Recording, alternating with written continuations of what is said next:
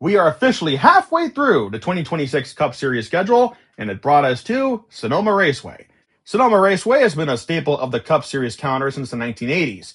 It was brought in to replace Riverside International Raceway, which closed up shop earlier in the decade. Compared to its contemporaries like Watkins Glen, Sonoma is a very technical track, with 12 turns, lots of elevation changes, and not a lot of speed. What's unique about this year is that Sonoma is the final road course on the calendar. Traditionally speaking, Sonoma used to be the first road course on the calendar. Watkins Glen was the last one. But over the years, the Circuit of the Americas has become the first road course. Sonoma has become sort of the middle of the schedule. Watkins Glen, the tail end, and the Charlotte Roval, the final road course. But now, for the first time since 2017, the Charlotte Roval has been discontinued in favor of the oval race. This weekend we'll have 4 races. On Friday, we have the ARCA Menard Series West, the General Tire 150. On Saturday, we have the O'Reilly Auto Parts Series, the Pit Boss / Food Max 250. On Sunday, we have the Cup Series, the Toyota Save-Mart 350. In addition, the ARCA Menard Series heads to Elko Speedway for the running of the Shore Lunch 250. Drivers, start your engines!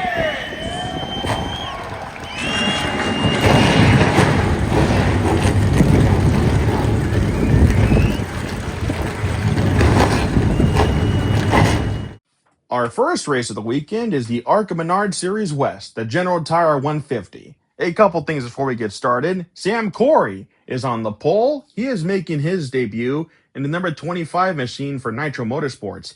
His teammate, Mia Lovell, will start second. For her, this is a tremendous improvement. Not only is it her best start of the season, but when you compare where she is now to where she is when she started in Bakersfield, the difference is night and day. It's crazy. Points leader Trevor Huddleston will start 10th. Todd Souza makes his return to ARCA competition, driving a number 13 Central Coast Racing machine. Hailee Deegan had problems in qualifying and will start in the back of the field. When the race begins, Sam Correy gets off to an early lead. Maybe a little too early. It looked like he jumped the start, but ARCA gave him a pass, so okay.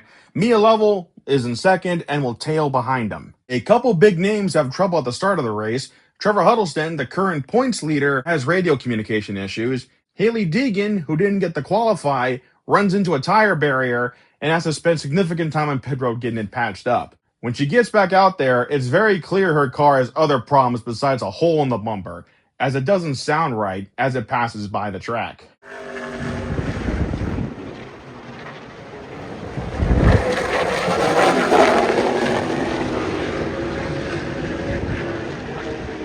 Our first caution comes out when Eric Nascimento Jr. slows down in the S's and is just about to make it to pit road, but his car comes to a complete stop.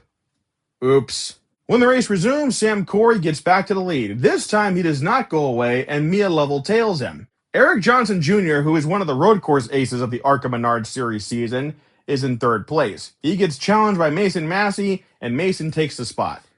Rod Nealon, who is a local firefighter to the area, goes off-roading around this time. Thankfully, he doesn't get a caution.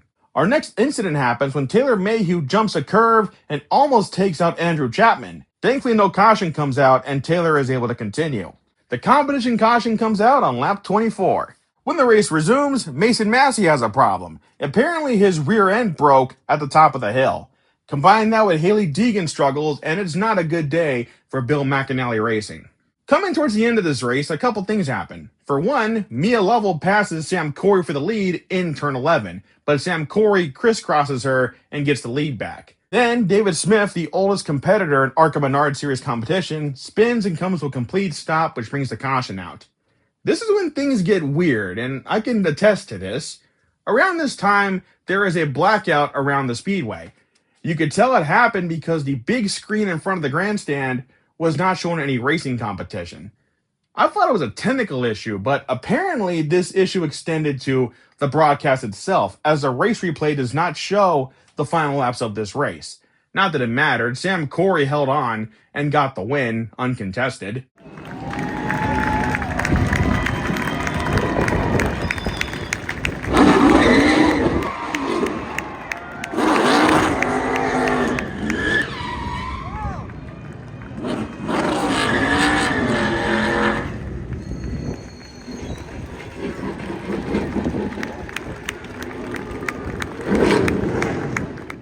But even still, the broadcast missed the final laps due to a power outage. And what's funny, I didn't even notice there was a power outage until I went to the bathroom. And I noticed the lights were out in there. And I thought, what the heck? Then it all clicked. I have an app called Citizen that reports on crimes in the area. And it reported that there was a major blackout in the area. It affected the racetrack and several homes. What? Talk about bad timing. Ish. Sam Correy, like I said, picks up his first career win and his first career start with Nitro Motorsports. Mia Lovell finishes second. Her best finish of the year so far.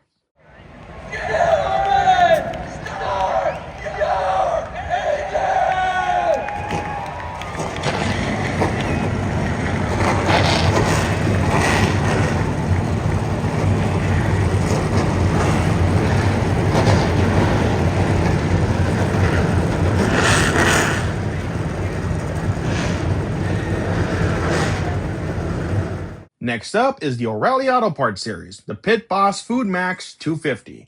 Before the race even got started, we had a very scary incident when Austin Green runs headfirst into the turn 11 wall. He hit it so hard he broke the wall.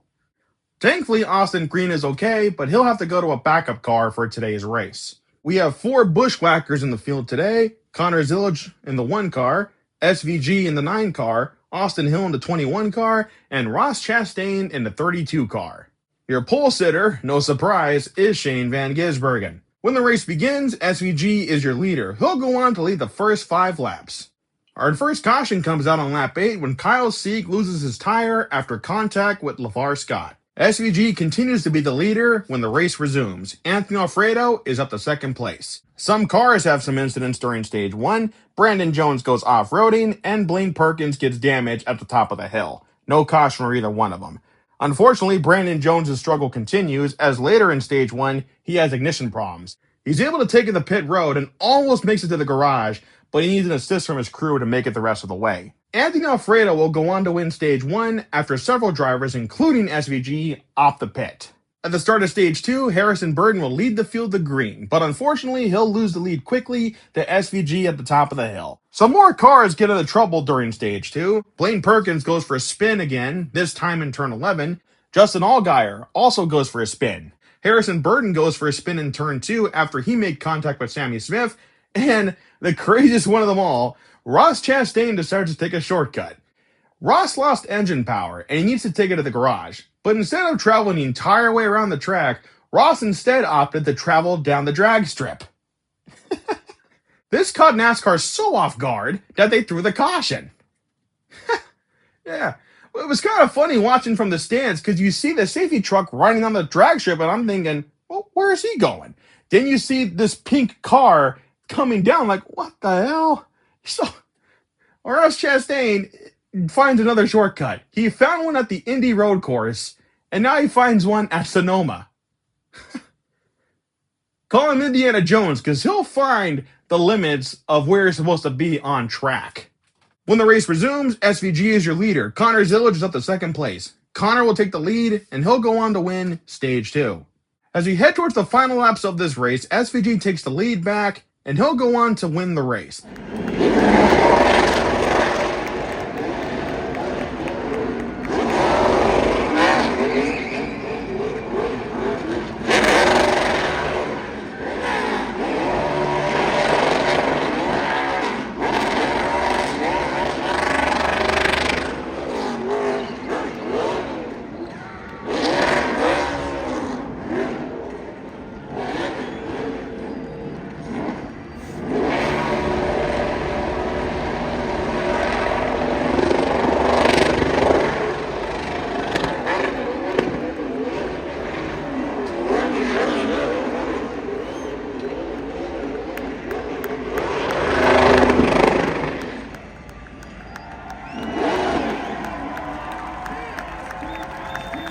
Taylor Gray, who is pushing it very hard on fuel, ends up running out of gas. He gets an assist from Brandon Jones to cross the start-finish line and finish the race. It is now time for ARCA Night in America, the Shore Lunch 250 at Elko Speedway. In practice, Max Reeves blows an engine, and has to do an engine change before the race. Your pole sitter is Thomas Annunziata. Points leader Jake Bowman will start third. When the race begins, there is a massive stack up on the front stretch. Thomas Annunziata gets out to an early lead, and he'll lead the first 8 laps. Landon S. Huffman, who is making his ARCA Series debut, takes the lead on lap 9. He'll go on to lead a majority of the laps tonight. Because of the size of the track, it does not take long for the leader to catch the back of the pack. He does this by lap 5. Our first caution comes out on lap 18 when Alex Clubb goes for a spin. Landon Huffman is still your leader when the race resumes. Taylor Reimer is up to 3rd place. After starting in the back of the pack today, Max Reeves has worked his way up to 3rd place by lap 70. 3 laps later, the caution comes back out when Jake Bowman spins out Michael Maples on the backstretch. Because of the timing of the accident, alongside the competition caution that would have come out anyway on lap 75, ARCA officials officially declare that this is the competition caution. On the restart, Max Reeves challenges Landon S. Huffman for the lead. They battle side by side, but eventually Landon takes the lead properly. By lap 150, everyone from 5th place on back is at least 1 lap off the pace. Unfortunately for Landon Huffman, his day comes to a tragic end, as on lap 153, his rear end breaks. Landon led the most laps tonight and looked to be on track for his first career ARCA victory. Sadly, it all comes to an end. Max Reeves takes the lead from Landon Huffman. He'll go on to lead the rest of the race and pick up his 2nd win of the 2026 season. Taylor Reimer, who is running as high as 2nd place, falls back in the final laps. We are officially halfway through the ARCA Menard Series season. Sonoma Raceway! Here to say the most famous words in motorsports. Please welcome former MLB World Series champion manager, Dusty Baker!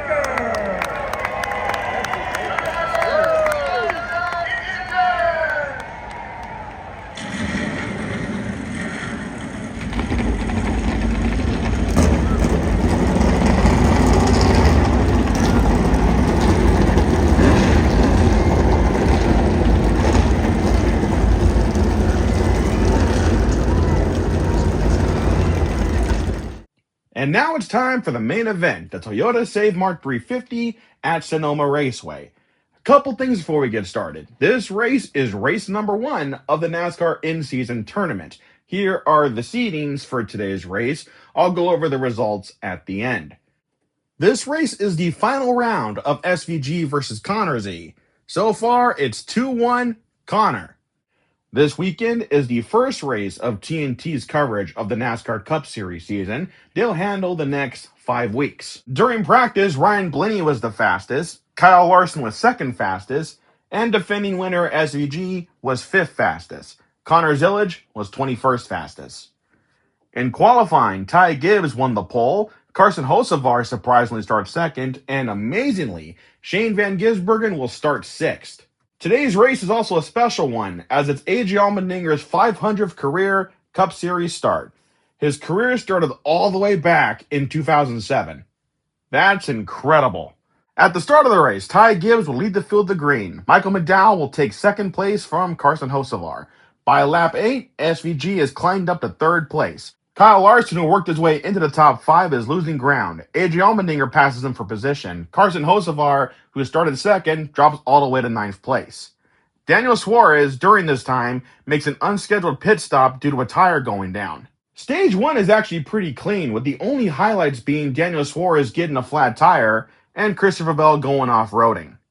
Ty Gibbs will go on to win Stage 1 after leading every single lap. Tyler Reddick's downward spiral continues this week, unfortunately. He was the points leader going in, and he has engine problems. His crew pops the hood to investigate. On the restart, SVG is now your leader, with Kyle Larson in 2nd place.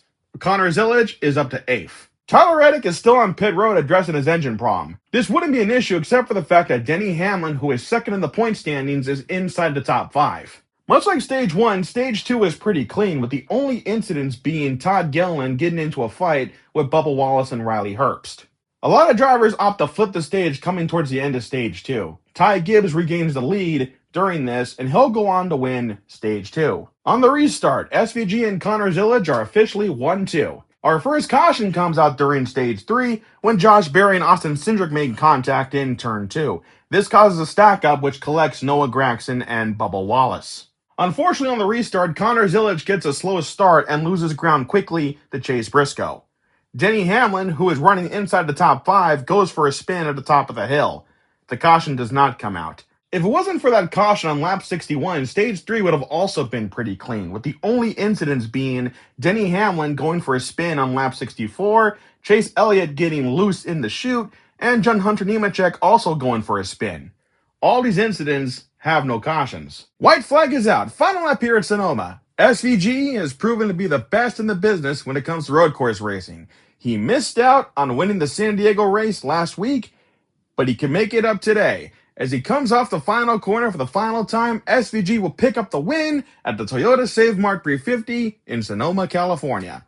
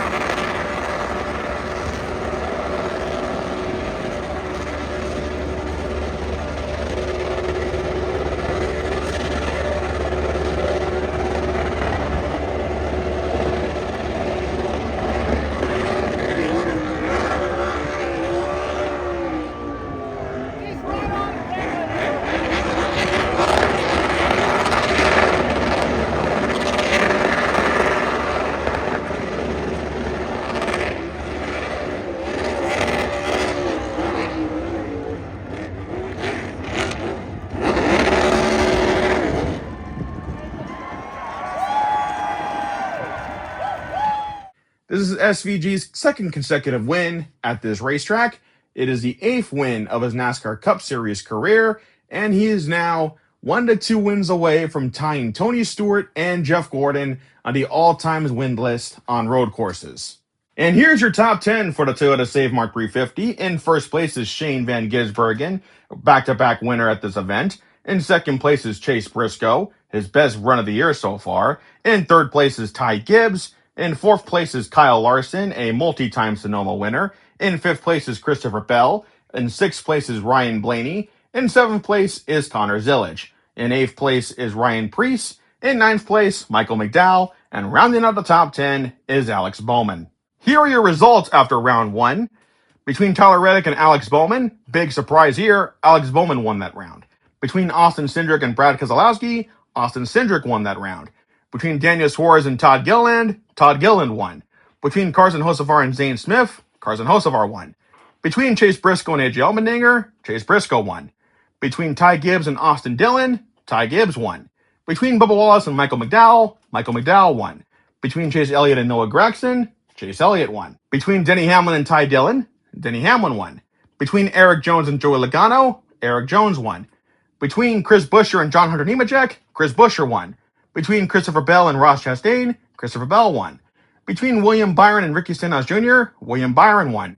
Between Kyle Larson and Riley Herbst, Kyle Larson won. Between SVG and Ryan Preece, SVG won.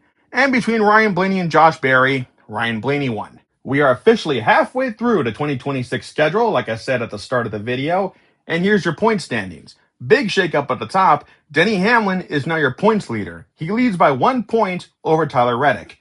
Ryan Blaney is third in points still. Ty Gibbs and Kyle Larson are fourth and fifth. Chase Elliott is sixth in points. Chris Buescher drops to seventh in points. Spire Motorsports are eighth and ninth with Carson Hocevar and Daniel Suarez. And Joe Gibbs Racing are 10th and 11th with Christopher Bell and Chase Briscoe. 12th in points is William Byron. Bubba Wallace is 13th in points. Shane Van Gisbergen is 14th in points. And rounding out the chase field are a couple of Fords, Ryan Preece and Austin Cindric. On the cut line is Eric Jones. He has 12 points out of a chase spot. Behind him is Brad Keselowski in 18th.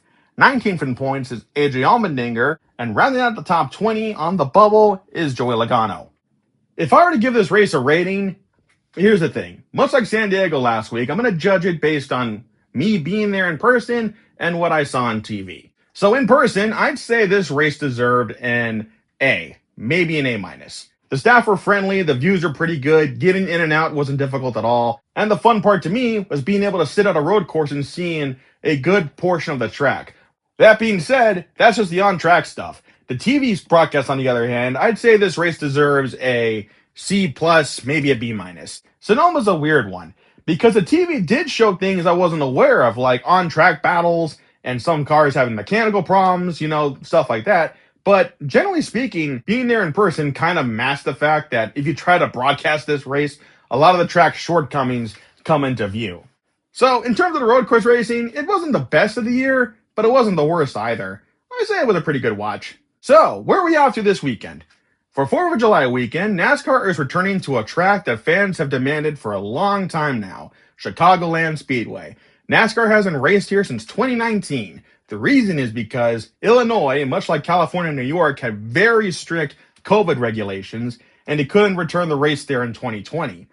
And when restrictions were lifted in 2021, NASCAR still didn't go back. Instead, they held off and went to the Chicago Street Course from 2023 to 2025. And, as it turns out, despite Chicagoland in 2019 and the Chicago Street Course the last 3 years showing that you cannot host a race in the Illinois area on the 4th of July weekend, NASCAR is pushing through with it anyway. And as such, there's rain in the forecast this weekend. That being said, NASCAR is pulling out all the stops. The ARCA Menard Series races on Friday, the O'Reilly Auto Parts Series races on Saturday, and of course the Cup Series themselves races on Sunday. The last time Cup ran here, Alex Bowman won this race. Can Alex Bowman defend his title, or will the 1.5-mile track trap that affected Kansas and Las Vegas also rear its ugly head this weekend? I guess we're going to have to sit back and find out.